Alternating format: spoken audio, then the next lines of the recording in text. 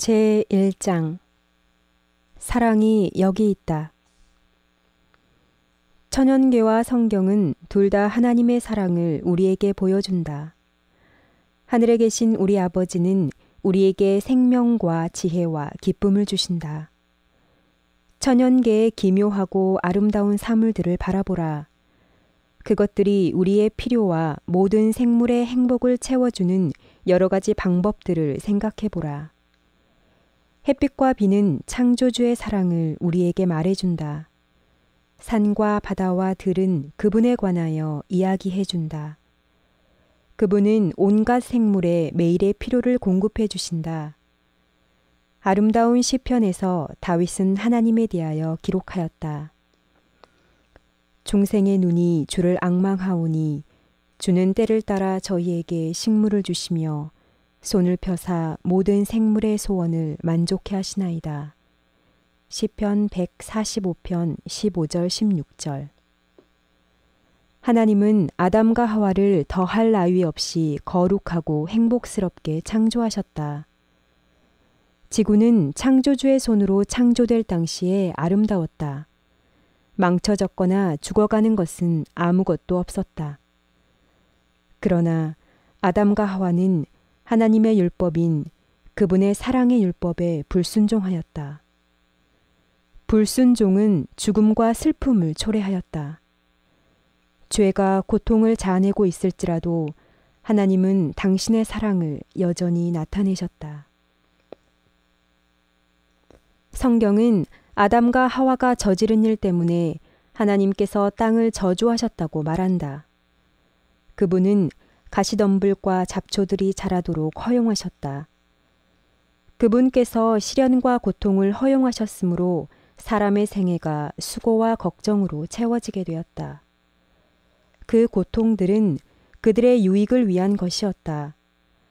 그것들은 사람들을 죄가 빚어낸 수치와 파멸에서 건져내어 구원하는 데 도움이 되었다. 이 죄 많은 세상은 슬픔과 고통만으로 이루어지지 않았다. 천연계 그 자체가 우리에게 희망과 위안의 메시지를 전해준다. 꽃들이 잡초 속에서 피어나고 장미가 가시나무를 덮는다. 하나님은 사랑이시다는 말이 피어나는 꽃봉우리마다 돋아나는 풀잎마다 기록되어 있다. 예쁜 새들이 행복하게 부르는 노랫소리는 하나님이 우리의 아버지라고 말해준다. 아름다운 꽃들은 향기를 풍기고 하나님의 따뜻한 보살핌을 말해준다. 숲속의 키 큰 푸른 나무들은 하나님께서 당신의 자녀들을 행복하게 해주기를 원하신다는 사실을 우리에게 깨닫게 해준다. 성경은 우리에게 하나님의 품성을 보여준다. 하나님께서 친히 당신의 영원한 사랑과 자비를 우리에게 말씀하셨다. 모세가 주의 영광을 내게 보이소서 하고 기도하자 여호와께서는 내가 나의 모든 선한 형상을 내 앞으로 지나가게 하리라고 대답하셨다. 하나님의 선하심은 그분의 영광이다. 여호와께서 모세의 앞을 지나가셨다. 그분은 여호와로라 여호와로라 자비롭고 은혜롭고 노하기를 더디하고 인자와 진실이 많은 하나님이로라. 인자를 천대까지 베풀며 악과 과실과 죄를 용서하신다고 말씀하셨다. 하나님은 노하기를 더디하시며 인애가 크시며 당신의 변치 않는 사랑을 우리에게 보여주신다. 하나님께서는 하늘과 땅에 있는 많은 사물을 통하여 우리의 마음을 당신께 붙들어 매신다. 그분은 천연기를 통하여 말씀하신다. 그분은 인간의 마음으로 느낄 수 있는 가장 깊고 따뜻한 사랑으로 우리에게 당신 자신을 나타내신다. 그러나 이 모든 것도 그분의 사랑을 완전하게 나타내지는 못한다. 비록 하나님께서 이 모든 것을 주셨을지라도 선의 원수 사단은 우리의 마음을 어둡게 만든다. 사단은 우리가 하나님을 공포감으로 대하고 그분을 가혹하고 용서를 모르는 분으로 생각하기를 원한다. 사단은 사람이 하나님을 동정심이 없는 냉혹한 재판관처럼 생각하게 하고자 노력한다. 사단은 창조주께서 사람들에게 벌을 주기 위하여 언제나 그들의 실수를 지켜보고 있다고 말한다. 예수님께서는 이 세상에 오셔서 사람들과 함께 사심으로 이것이 사실이 아님을 보여주셨다. 예수님께서 세상에 오신 것은 사람들이 하나님의 무한하신 사랑을 보게 하기 위함이셨으며 하나님 아버지를 나타내기 위함이었다. 본래 하나님을 본 사람이 없으되 아버지 품속에 있는 독생하신 하나님이 나타내셨느니라. 아버지 외에는 아들을 아는 자가 없고 아들과 또 아들의 소원대로 계시를 받는 자 외에는 아버지를 아는 자가 없느니라. 예수님의 제자 빌립이 아버지를 우리에게 보여주옵소서 하고 요청했을 때 예수님께서는 빌립아, 내가 이렇게 오래 너희와 함께 있으되 내가 나를 알지 못하느냐? 나를 본 자는 아버지를 보았거늘 어찌하여 아버지를 보이려 하느냐고 말씀하셨다. 예수님께서는 지상에서 이루어질 당신의 사업에 대해 말씀하셨다. 그분께서는 주의 성령이 내게 임하셨으니 이는 가난한 자에게 복음을 전하게 하시려고 내게 기름을 부으시고 나를 보내사 포로된 자에게 자유를 눈먼 자에게 다시 보게 함을 전파하며 눌린 자를 자유케 하라고 말씀하셨다. 이것이 그분의 사업이었다. 그분은 두루 다니시며 선을 행하시고 사단으로 말미암아 병든 모든 자를 고쳐주셨다. 예수님께서 그 가운데로 지나시며 모든 병자를 고쳐주셨기 때문에 고통의 부르짖음이 전혀 들리지 않는 마을도 있었다. 예수님의 사업은 그분이 하늘에서 오셨다는 것을 보여주었다. 사랑, 자비, 동정이 예수님의 생애의 모든 행동에 나타났다. 그분의 마음은 인류를 위한 따뜻한 사랑으로 젖어 있었다. 하나님의 아들께서는 인류를 도와주시기 위해 사람이 되셨던 것이다.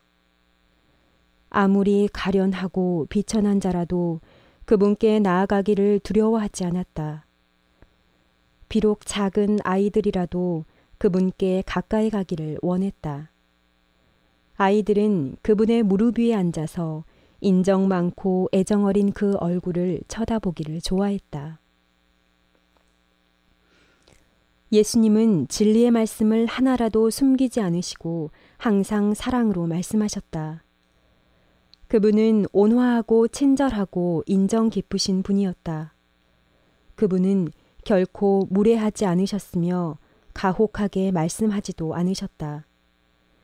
그분은 모든 사람의 마음을 상하게 하지 않으셨으며 사람들의 약점을 비난하지 않으셨다. 그분은 진리를 말씀하시되 항상 사랑으로 하셨다. 그분은 거짓과 불신과 죄를 꾸짖으셨다. 그러나 그분의 음성에는 슬픔이 스며 있었다. 예수님은 사랑하는 성 예루살렘을 바라보시며 눈물을 흘리셨다. 그 성은 예수님이 길이요 진리요 생명이 되심에도 불구하고 그분을 받아들이지 않을 것이었다. 사람들은 그들이 구주를 배반하였지만 그분은 그들을 따뜻한 동정심으로 대하셨다. 예수님께서는 자신을 기쁘게 하고자 살지 않으셨으며 다른 사람들에게 사려 깊은 주의를 기울이셨다. 그분의 눈에는 모든 사람이 귀중하였으며 따뜻한 애정을 가지고 그들을 보셨다. 그분은 그들 모두를 구원받아야 할 죄 많은 사람들로 보셨다. 예수님께서 사신 생애는 우리에게 당신의 품성과 하나님의 품성을 나타내 준다. 하늘의 사랑의 강물은 하나님의 마음에서 그분의 아들을 통하여 우리에게 흘러내린다. 자애로우시고 긍휼하신 구주 예수님은 육신으로 나타나신 하나님이셨다. 예수님께서는 우리를 구원하시기 위하여 생애하시고 고난당하시고 돌아가셨다. 그분은 우리에게 영원한 기쁨을 주시기 위하여 강고를 많이 겪은 자가 되셨다. 하나님께서는 당신의 사랑하는 아들을 하늘의 영광을 떠나 죄로 타락된 이 땅에 오게 하셨다. 하나님은 죽음의 그늘로 어두워진 이 땅에 예수님을 보내셨다.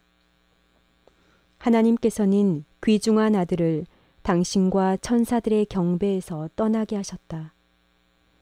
그분은 예수님으로 하여금 고통과 수치와 증오와 죽음을 당하게 하셨다. 그러나 그가 징계를 받음으로 우리가 평화를 누리고 그가 채찍에 맞음으로 우리가 나음을 입었도다. 보라, 광야의 예수, 겟셋만의 동산의 예수, 십자가 위의 예수를. 거기서 완전하신 하나님의 아들이 우리의 죄를 몸소 지셨다. 하나님과 일체이신 그는 죄가 빚어놓은 하나님과 인간 사이의 무서운 분리를 느끼셨다. 그와 같은 분리는 나의 하나님, 나의 하나님, 어찌하여 나를 버리셨나이까 하는 고통의 부르짖음이 그분의 입술에서 나오지 않을 수 없게 하였다. 그분은 하나님으로부터 죄인을 분리시키는 무서운 죄의 흉악성을 느끼셨다. 그분의 심장은 죄의 무게로 찢겨졌다. 하나님의 아들이 당신의 생명을 주셨기 때문에 하나님께서 우리를 사랑하시게 된 것은 아니다. 그분께서 돌아가신 것은 하나님께서 즐겨 구원하실 마음을 가지시도록 하시기 위해서가 아니었다. 하나님이 세상을 이처럼 사랑하사 독생자를 주셨다. 예수님께서 우리를 위하여 돌아가셨기 때문에 하나님께서 우리를 사랑하시는 것이 아니라 우리를 사랑하시기 때문에 당신의 아들을 주셔서 돌아가시게 하셨다. 그리스도를 통하여 하나님께서는 이 죄 많은 세상에 당신의 무한한 사랑을 부어주셨다. 하나님께서 그리스도 안에 계시사 세상을 자기와 화목하게 하셨다.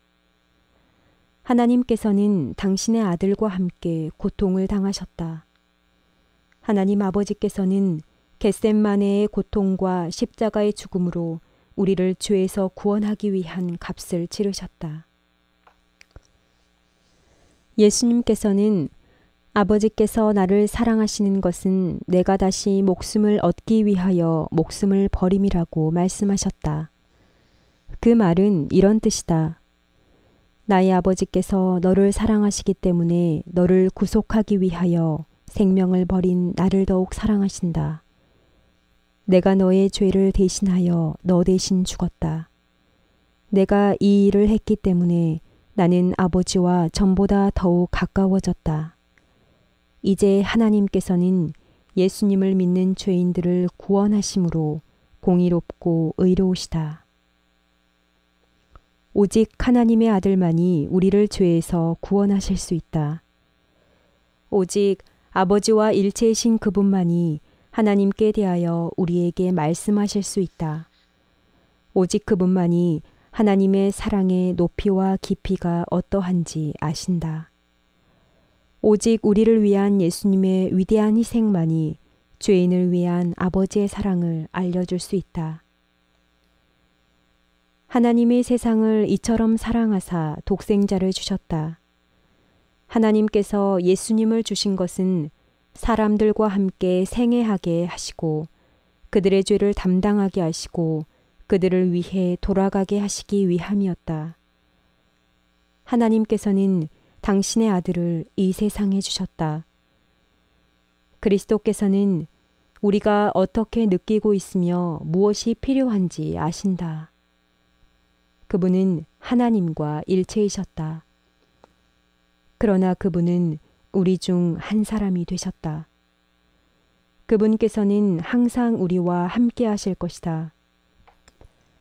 그리스도께서는 우리를 형제라 부르시기를 부끄러워 아니하신다. 예수 그리스도는 우리의 희생 제물이시다. 그분은 우리를 위해 말씀하시며 우리의 형제이시며 인성을 쓰시고 당신의 아버지의 보좌 앞에 서 계신다. 그분은 영원히 우리 중 하나가 되실 것이며 인자이신 분이시다. 예수님께서는 우리를 죄의 파멸에서 건져내시기 위하여 이 모든 일을 하셨다. 예수님은 우리가 하나님의 사랑의 빛을 반사하고 거룩한 생애의 기쁨을 함께 나누기를 바라신다. 하늘에 계신 아버지는 우리를 구속하기 위하여 당신의 아들을 주셨다. 그분은 엄청난 대가를 지불하시고 크신 희생제물이 되셨다. 그런 큰 희생의 대가는 우리가 그분을 통하여 어떤 인물이 될 수 있는가를 깨닫게 해줄 것이다. 사도 요한은 하나님의 사랑의 높이와 깊이와 넓이를 깨달았다. 그는 그것에 관하여 이야기하고자 했지만 묘사하기에 적합한 말을 찾을 수 없었다. 그는 보라, 아버지께서 어떠한 사랑을 우리에게 주사 하나님의 자녀라 일컬음을 얻게 하셨는고 하고 말했다. 이 말씀은 우리에게 얼마나 귀중한가. 죄를 지음으로써 우리는 사단의 백성이 되었다. 예수님과 또 우리를 위한 그분의 죽음을 믿는 믿음을 통하여 우리는 하나님의 자녀가 된다. 예수님께서는 죄인들을 돕기 위하여 사람이 되셨다. 우리는 그분께 속할 때 하나님의 아들이라는 이름에 합당한 자가 된다. 그분의 사랑과 같은 사랑은 없다. 하늘 왕의 자녀, 귀중한 약속, 하나님을 사랑하지 않는 세상을 위한 그분의 위대한 사랑에 관하여 생각하는 일은 얼마나 놀라운 일인가. 하나님의 사랑을 생각하면 우리는 매우 겸손해진다. 예수님의 죽음으로 보여주신 사람에 대한 하나님의 사랑의 표현은 우리의 마음을 하나님께로 가까이 이끌 것임에 틀림없다. 우리가 하나님의 성품을 연구할 때 우리는 하나님의 자비와 온유와 용서를 알게 된다. 우리는 또한 그분의 공의를 알게 된다. 우리는 그분의 무한한 사랑과 따뜻한 동정심에 대한 많은 증거를 본다. 그것들은 불효한 자녀에 대한 어머니의 자애보다 훨씬 더 큰 것들이다.